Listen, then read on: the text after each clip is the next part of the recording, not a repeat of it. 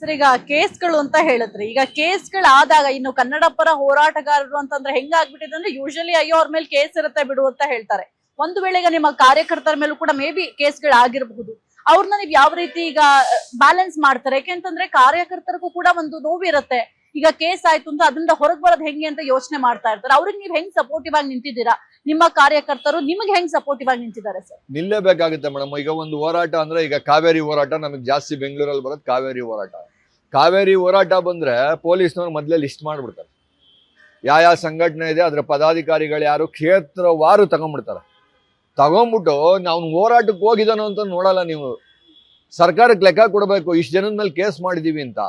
ಮನೇಲಿ ಕೂತಿರೋರ್ ಮೇಲೆಲ್ಲ ಕೇಸ್ ಮಾಡ್ತಾರೆ. ಅವ್ರಿಗೆ ಗೊತ್ತೇ ಇರಲ್ಲ ಕೇಸ್ ಆಗಿರುತ್ತೆ ಅಂತ.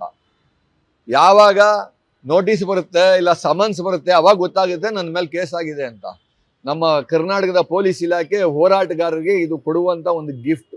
ಅವ್ರು ಸರ್ ಆತರ ಈಗ್ಲೂ ಕೂಡ ಆಗಿದೆ ಮೇಡಮ್. ಮೊನ್ನೆ ಹೋರಾಟದಲ್ಲಿ ಕಳೆದ ಬಾರಿ ಕಾವೇರಿ ಹೋರಾಟದಲ್ಲಿ ಆಗಿದೆ ಅದು. ಓಕೆ. ಅವರಿಗೆ ಇಲ್ಲ ಅಂದ್ರೆ ಅವರು ಗೃಹ ಮಂತ್ರಿಗಳು ಬಿಡಲ್ಲ, ಇಲ್ಲ ಅವ್ರ ಐಆರ್ ಆಫೀಸರ್ಸ್ಗಳು ಬಿಡಲ್ಲ.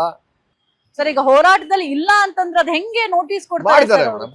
ನಿಮಗೆ ಗೊತ್ತೇ ಆಗಲ್ಲ ನಿಮ್ಮ ಮೇಲೆ ಕೇಸ್ ಆಗಿದೆ ಅಂತ, ಗೊತ್ತೇ ಇರಲ್ಲ. ಹಾಕ್ಬಿಡ್ತಾರೆ 5-6 ಸೆಕ್ಷನ್ ಹಾಕ್ಬಿಡ್ತಾರೆ.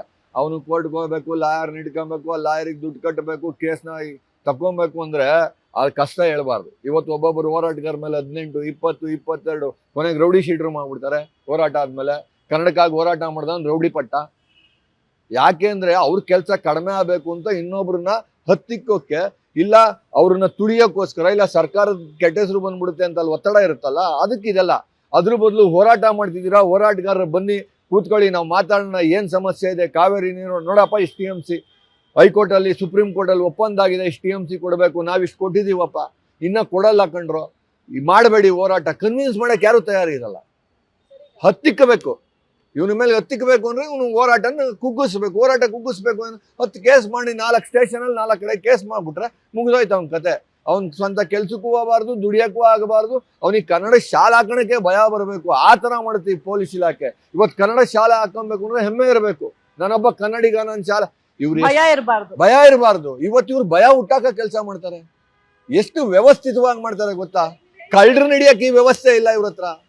ನಾನು ಧಿಕ್ಕಾರ ಪೊಲೀಸ್ನವ್ರಿಗೆ ಯಾವತ್ತೂ ಮೆಚ್ಚುವಂತ ಕೆಲಸ ಯಾವತ್ತೂ ಇಲ್ಲ. ಯಾಕಂದ್ರೆ ಅವರು ಕನ್ನಡಿಗರ ಹೋರಾಟನ ತಿಕ್ತಾರೆ. ನಮ್ಗೆ ಅದು ಕಂಡ್ರಾಗಲ್ಲ.